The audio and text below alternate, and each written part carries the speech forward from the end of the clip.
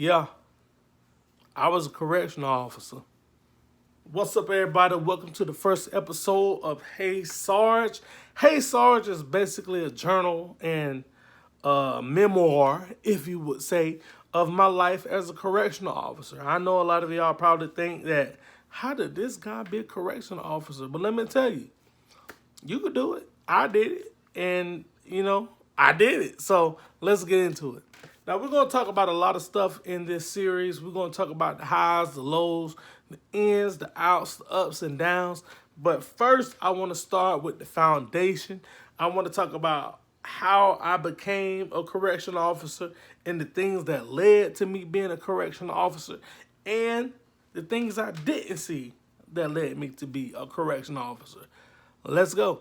So my first introduction to being a correctional officer was something that I didn't see, and it was my brother-in-law. He spent like 30 years of his life being a correctional officer. He's retired, and he's reaping the benefits of that retirement. Okay, I don't want to be too technical, but anyway, I used to go pick him up for work with my sister, and I didn't understand what I was doing. I didn't understand what I was seeing that was right in front of my face, like this gonna be you in a couple of years, but I didn't see it. But the first real introduction was one of my cousins who had been locked up. He had been incarcerated, and he introduced me to an idea. He was like, "Why don't you go become a correctional officer?" I was like, "Nah." First off, I was like, "No, I don't want to do it because I don't want to see nobody locked up in no cage. I don't want to be over nobody locked up in no cage. I don't want to treat people like animals." And he said, "Why not?" And that just made me think, like, why don't I want to do it? Now that I reflect back, I was like, I have family members that's locked up. I have people that's in prison. And I was like, I don't want to do that. But when I really think about it, it was because I was thinking, how would they see me? How would they view me? And at the end of the day, it really don't matter because everybody have their own path to take. Everybody has a choice to make. You choose this choice or you choose that choice. It's all on you. It's about you. But I didn't understand that then. I didn't understand it. And so that was that. But I don't know, maybe it was a few years later, a few months later, I don't know. A few years later, a few months after, I don't know. But I bumped into one of my classmates, and he was like, "Hey, man, how you doing?" Now, me and this guy, we didn't see eye to eye. We didn't see eye to eye. We weren't enemies, but we weren't friends. We was cordial. Yeah. And he was like, "Hey, why don't you come work at the prison?" But I still had that same mind frame, like, I don't want to see nobody locked up. Now that's crazy because now I'm thinking like, if you was thinking about other people, you wasn't thinking about yourself. But anyway, I was like, nah, man, I'm good. And plus, the job that I was working, I had Fridays and Saturdays off. I had the weekends off. And so the age that I was like, I'm living for the weekend. Everybody is living for the weekend. Everybody is living for the weekend. So I was living for the weekend, He was like, "Man, I can get you on out here." I was like, "Nope." I turned it down. And I just turned it down. But now that I think about, like, being at the age that I am now, I could have been retired.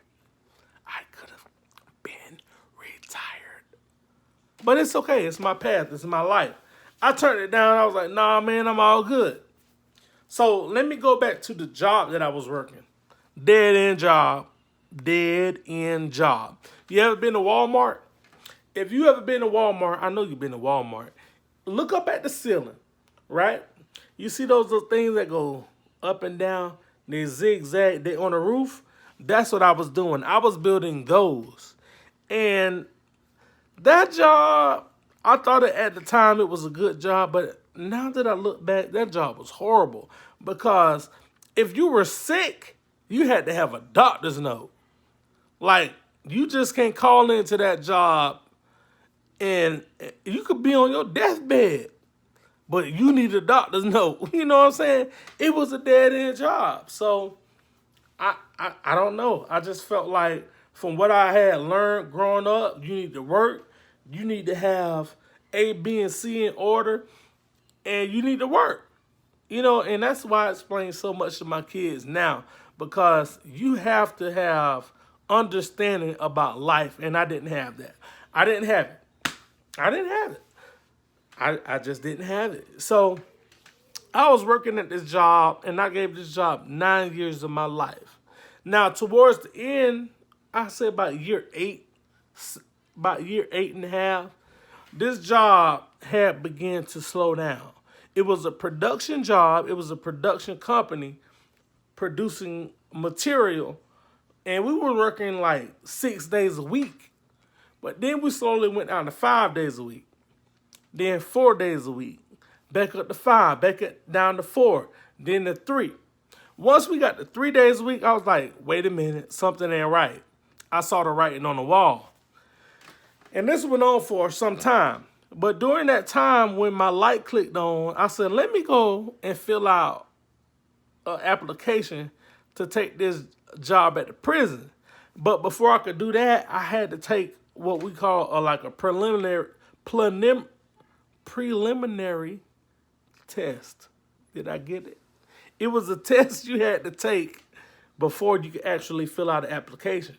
So it was like a prereq for college. So I went and did that.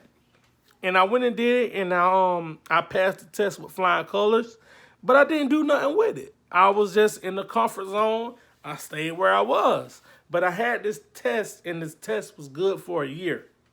So I just stashed it away. Now, come up to year 9, I see this job once again go from 6 to 5 to 4 to 3. When it went to 3, it stayed at 3. So I was like, wait a minute, something ain't right. I saw the writing on the wall. So I was like, nah, something ain't right. So I went and filled out the application. I used my vacation time at the job. I didn't tell nobody what I was doing because I didn't need nobody hindering me. So I used my vacation time. I filled out a job for the prison, and they accepted my application. I even got an interview. I had to use vacation time for that as well. So I get the job, and they were like, we need you to go. Well, let me say I didn't get the job. I got moved to the next round of interviews where I had to take a drug test. Cool, no problem. I compete for anybody. So I went to take the drug test. I passed it. And then they tell me that, okay, you're good. We're on a freeze right now, but you have a job. When the job is available, we will let you know. So I'm like, okay, cool. So I'm still working at my other job. Now they're going from 3 days to 2 days, and they're offering people unemployment. I'm like, this thing finna close. People didn't see it. I thank God for wisdom and insight because I saw it. I'm like, this place finna close down. This went on for a few months. So it going for a few months. I get a call from the prison saying, hey, we got an opening. We want to invite you to the orientation. You have the job. Let's do it. Blah, blah, blah, blah, blah. I say, okay, so I accept. By this time, I had told one person that I filled out for the job at the prison. And I guess they didn't keep their mouth closed because my supervisor came up to me and he was like, hey, man, you leaving? I said no. Because you can't let everybody know what you're doing. I was like, nah, man, why you say that? He was like, I heard you getting a job at the prison. I was mad at this person, but I got over it. And he was like, I heard you got a job at the prison. I was like, nah, what you talking about? He was like, they're on the freeze anyway. I was like, well, why you say that? He was like, my wife worked there.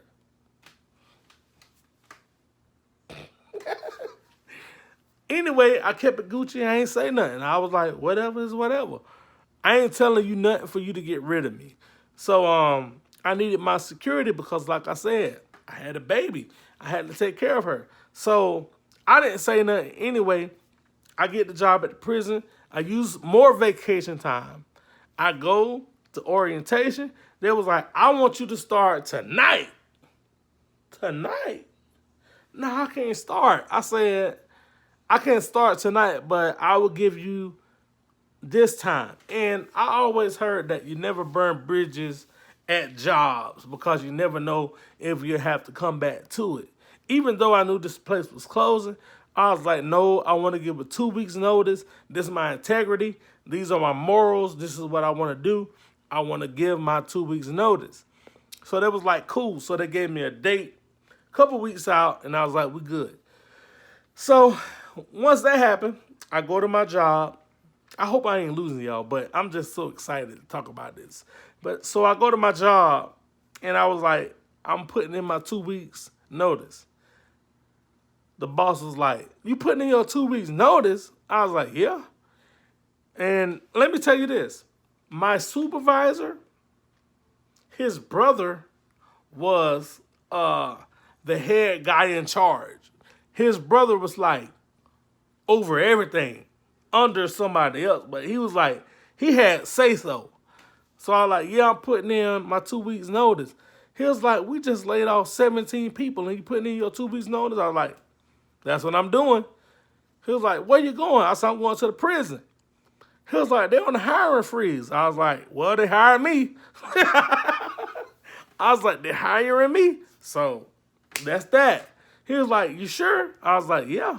He was like, let me give you a raise. And then I thought about it. All this time I've been here doing this work. Now you want to give me a raise?